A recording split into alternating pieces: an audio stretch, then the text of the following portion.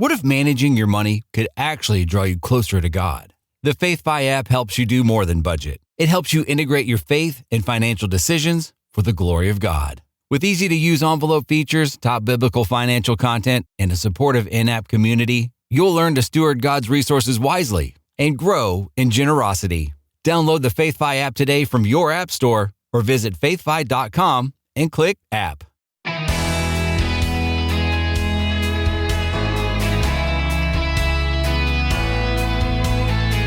Feeling the post-summer financial fog? You're not alone, but now's the perfect time to reset. Hi, I'm Rob West. Summer is a season of rest, family, and fun, but it can also knock our financial habits off course. That's why fall is an ideal time to pause, reflect, and get back on track.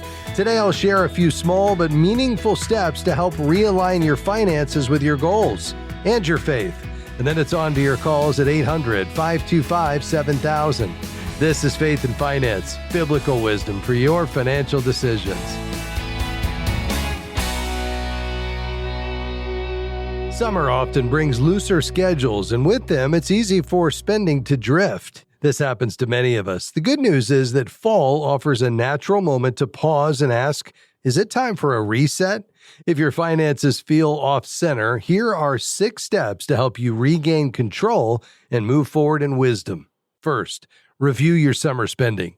Before you make your next financial move, take a moment to reflect. Did your spending this summer reflect your values or just your impulses? Whether it was vacations, eating out, or spontaneous purchases, reviewing where your money went can bring clarity and course correction. Think of it as an act of stewardship, learning from the past so you can plan better for the future. Second, revisit your budget. Seasons change and so do your financial rhythms. Maybe back-to-school costs, higher grocery bills, or unexpected expenses have shifted your monthly cash flow. Take a moment to revisit your budget and make sure it still reflects your values, generosity, saving, and wise spending. If you need help staying on track, the FaithFi app is an incredible tool. It can help you plan, track, and steward your money in a way that aligns with your faith, so your budget becomes more than numbers on a spreadsheet. It becomes a daily reminder that every dollar belongs to God and He is your ultimate provider. Third, check for missed payments. Life gets busy and it's easy to let things slip through the cracks. Go back and check for any missed or late payments over the last few months. Even one overlooked bill can result in fees or a negative impact on your credit. While you're at it, review your auto pay accounts to ensure everything's in good shape. A little attention here can prevent a lot of stress later. Next, catch up on your giving. Sometimes generosity takes a back seat during busy seasons. If that happened this summer, take time to prayerfully revisit your giving. Has God blessed you in a way that invites a new level of generosity? Whether it's giving to your local church, supporting a cause you're passionate about, or helping a neighbor in need, giving isn't merely a duty, it's an expression of trust in God as your provider. Fifth, tackle that financial to-do. We all have one, that item on the financial to-do list that we keep pushing off. It might be reviewing your insurance, starting a will, or scheduling a meeting with your advisor. Don't let it hang over you. Take one small step today. Stewardship often looks like taking that next right action, even if it's not exciting. Next, look ahead. Fall is a season of preparation. Look at what's coming: school costs, open enrollment, holiday expenses, tax planning. Mark important dates, set reminders, and begin planning ahead. When you prepare now, you can avoid scrambling later. Remember, wise stewardship isn't reactive, it's proactive. You don't need to fix everything in one day. In fact, trying to overhaul your entire financial life overnight can often lead to frustration. What matters most is taking the next faithful step, then another. Over time, those small, consistent choices, made in wisdom, covered in prayer, and rooted in trust, lead to real lasting change. You've probably heard the saying, Rome wasn't built in a day, but it was built steadily. And that's exactly how financial health and spiritual maturity grow. Not through dramatic moments, but through quiet, faithful diligence. Whether it's reviewing your spending, realigning your budget, or recommitting to generosity, each small step is an act of stewardship, and every act of stewardship is an act of worship. So wherever you're starting from today, whether you're catching up, starting over, or simply needing a reset, know that God meets you in the process. and he promises to walk with you every step of the way. If you believe in what we're doing here at FaithFi, equipping Christians to integrate their faith and financial decisions for the glory of God, we'd love to invite you to become a monthly partner. Your gift of $35 or more per month or $400 per year helps us continue this vital work. And as a thank you, you'll receive exclusive benefits, including our quarterly Faithful Steward magazine, pro access to the FaithFi app, and early access to our latest studies and devotionals. You can learn more or become a partner today at faithfi.com/partner. That's faithfi.com/partner. All right, your calls are next. The number 800-525-7000. We'll be right back.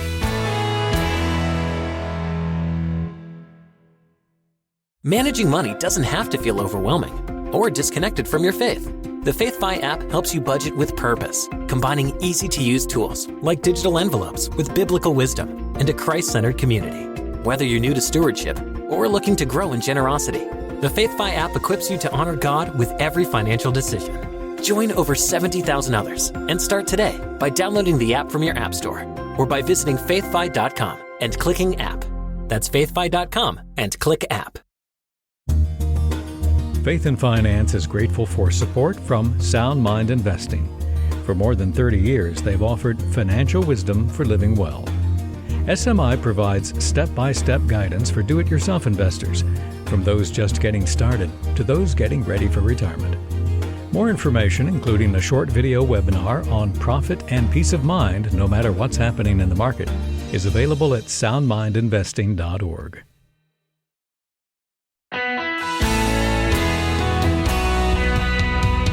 Great to have you with us today on Faith and Finance. I'm Rob West, and this is the program where we help you live as a faithful steward of God's resources, helping you navigate your financial life. Understanding money issues are hard issues. That's right. If you distill the counsel of Scripture, and by the way, there's 2,300 verses that have some connection to money. Now, it may just be that somebody, bought a field and they used money, and that's one of the 2,300. Or it might be the idea that you cannot serve God and mammon. That's a much deeper teaching on money. But, there's all these passages, and really they break down around the idea that God owns it all, and therefore we're stewards. Secondly, that we have to understand that the way we handle money reveals what we value, where we've placed our trust, what is important to us. Are we living for the here and now, trying to find our significance and our security in the things of this world? Spoiler alert, it doesn't work. Or are we placing our trust in God and using money as a tool? That's the way God designed it. So that's the second big idea. The third is that we're to live as a faithful steward, and we find principles in God's word that we can pull out and apply to our everyday financial lives. And when we do that, it leads to human flourishing. We flourish. The people around us flourish because we're able to provide and enjoy and love our neighbors through our giving and invest strategically to solve big problems and to be a part of God's design in creation for investing, the virtuous cycle that capital entrusted to us by a good God, good money put into businesses doing good things and serving people, create an economy that results in flourishing. And that's part of God's design, and economic expansion results from that. And then, we can give back to the God who created us, and that calibrates our hearts to his. And, that's the virtuous cycle that God intended. Now, sin gets in the way and money becomes an idol, and there's all kinds of struggle, and, we can have greed that creeps in, and, we can have discontent that creeps in. And, and as all these things come in, then, money tends to gravitate toward a place it was not ever intended to gravitate to. And that is an end rather than a means to an end. And so on this program each day, we want to help you reset your thinking around a biblical worldview of money. We're talking to ourselves because we all need it all the time. And we want to tackle those very practical things that you're wrestling with in your financial life. So what is your question today? What do you have going on in your financial life? We'd love to talk about it. Spending plans, paying off debt, saving for the future. Should you put some gold or even some crypto in that investment account? Let's talk about that. I know you're trying to navigate that with your 401k 401k. So any of those questions in play today, the only thing left is for you to call because our team is ready for you. 800-525-7000. That's 800-525-7000. We'd love to hear from you. And maybe you have a testimony of God's faithfulness in your life or how you've applied one of these principles that we talk about. We'd love to hear that as well. Again, that number, call right now, 800-525-7000. Let's dive in today. We're going to begin in Fort Myers today. Hi, David. Go ahead. Yes. Hi, Rob. Thanks for taking my call. Yes, sir. So I'm wondering, is it really necessary to have life insurance?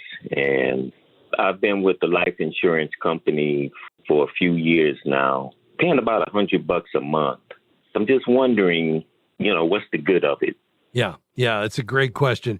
So for any insurance, you're offsetting a risk. So with your car insurance, what is the risk? Well, the risk is you could have an accident or somebody could hit you and damage your automobile and you'd need to get it fixed. And they're more expensive now than ever to repair because it's hard to get the parts in some cases. And you've got computer chips running these cars these days. And, certainly I wouldn't wish this on anybody, but somebody could be injured. And then we have medical bills associated with it. The goal is never to have to collect on that.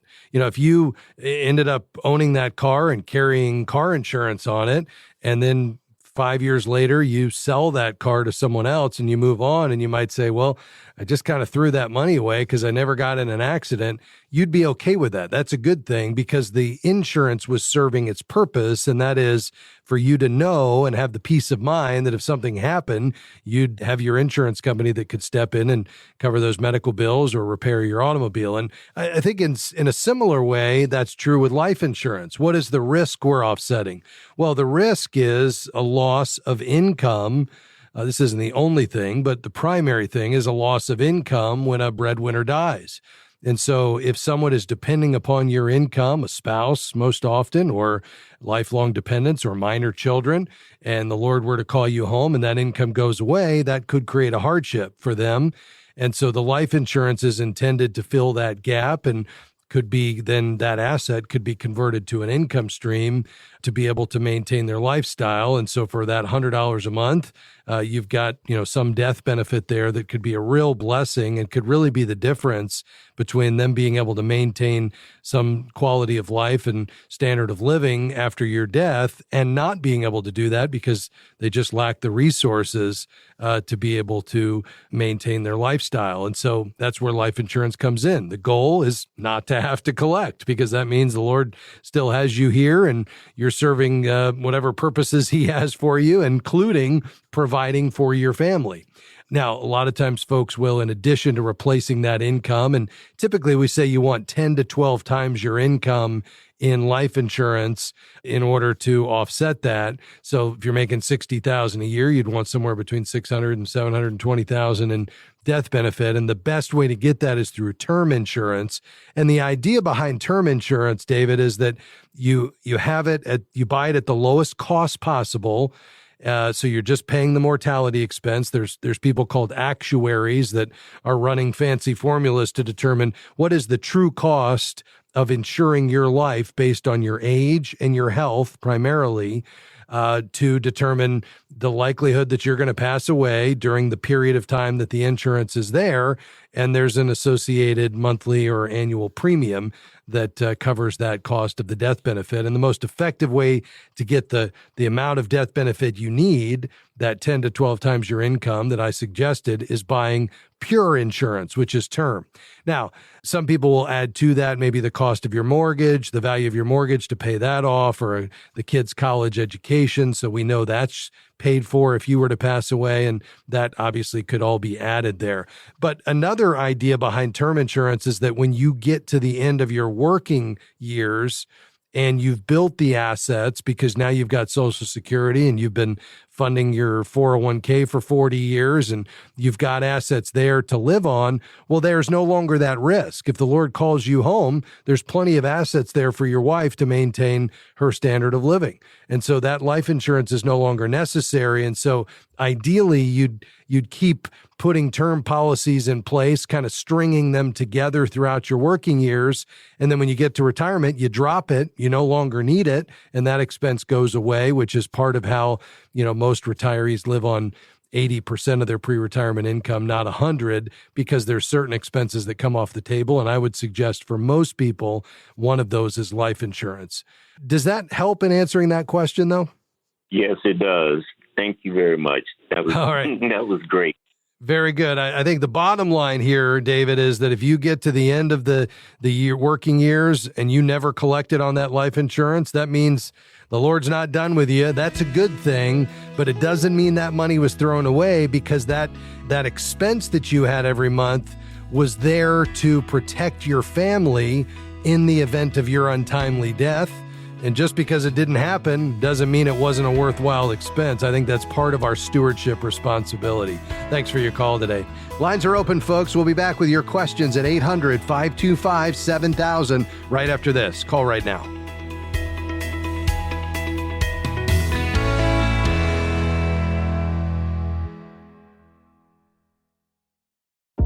We're grateful for support from Movement Mortgage, who provides residential home loans in all 50 states. Guided by a mission to love and value people and a goal to redefine the mortgage process, Movement seeks to help others achieve their financial goals. You can find out more at movement.com/faith. Movement Mortgage LLC supports equal housing opportunity, NMLS number 39179. For licensing information, please visit nmlsconsumeraccess.org. We are grateful for support from Timothy Plan. Since 1994, Timothy Plan has shared good news with investors and advisors by offering faith-honoring mutual funds and exchange-traded funds. More information is at timothyplan.com. The investment objectives, risks, charges, and expenses are contained in the prospectus and summary prospectus available at timothyplan.com. Mutual funds distributed by Timothy Partners Limited and ETFs distributed by Foreside Funds Services, LLC. Investing involves risks, including possible loss of principal.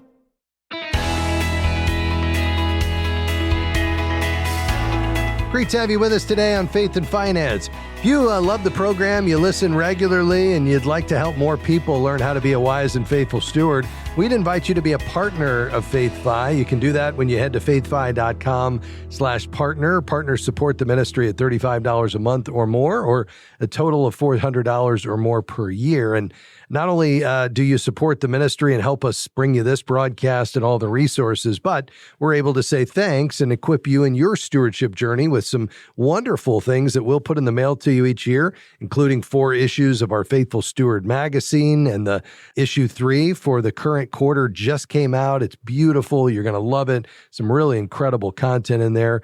We'll also mail you all of our new studies and devotionals when they come out pre-release, generally 2 per year. And you'll get pro access to the FaithFi app. So just head to our website, faithfi.com/partner to learn more. That's faithfi.com/partner. Let's head to Canada, Northern Alberta. Hi, Christy. Go ahead. Hi, Rob. A longtime listener. Larry Burkett was very influential how we viewed finances and especially debt. It impacted how we taught our young family 33 plus years ago.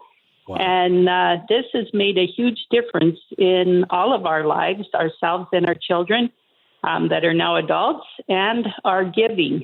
We're very, very grateful for your show. Oh, wow, Christy, that means a lot. Thank you for saying that. Yeah, well, I've never called, but I've thought and praised God for you for many years. And so I'm glad that you're carrying the torch. Wow, my husband and I are believers, and in our mid-60s, we're dual citizens of the U.S. and Canada, and half of our working income was gained in each country. We own and operate a farm and have for 40 years. There's no successor in view right now. We want to continue to farm as long as our health allows. But we have no retirement accounts or plans for retirement, but we are completely debt-free. That's been our main drive. So we're not sure if we should start with an accountant or a lawyer or another place. We're just wondering if there's a certified kingdom helper that would be familiar with agriculture, qualified in both the U.S. and Canada and retirement planning, or where do we start? Yeah, excellent.